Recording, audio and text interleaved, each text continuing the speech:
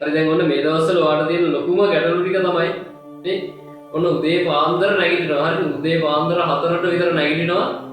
ලොකු වැඩ ලෝඩ් එකක් හිතේ තියාගෙන මේ අද නම් මේ වැඩ ටික කරලම තමයි පුටුවේ නැගිටින්නේ කියලා. හරිද?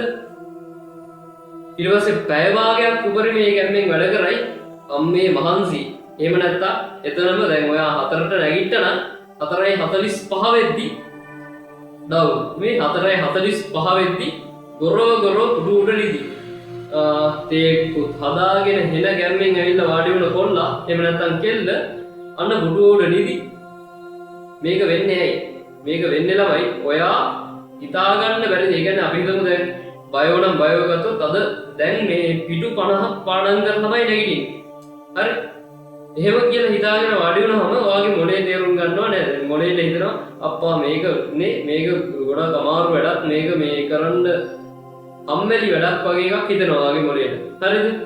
ඊට පස්සේ දැන් ඔයාගේ මොලේ හිතනවා මේ මට රිලැක්ස් වෙන්න ඕනි.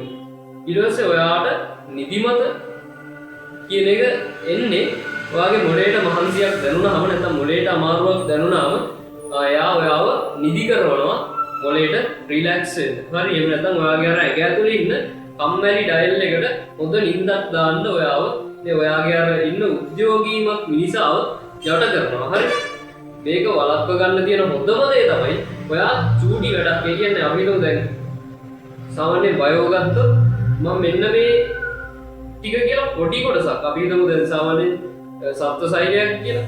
සත්ත්ව සෛලය ගැන තියෙන ඒ කොටස් ටික පාඩම් කරලා පොඩ්ඩක් පාඩම් කරනවා. ඒ කොටස් ටික පාඩම් කරලා ඉවරලා ඒකෙන් ප්‍රශ්න ටිකක් ලියනවා. එහෙම නැත්නම් අර මම පෝල්ස් දානවනේ ඒ වගේ මේ ඒ තියෙන ඔක්කොම කරන්න ඕනේ කියලා ගන්න නැහැ.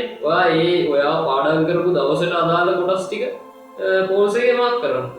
එහෙම නැත්නම් ඔන්න ඔයාලට ප්‍රශ්න මදි නම් මට මැසේජ් එකක් දාන්න. මට ප්‍රශ්න මදි.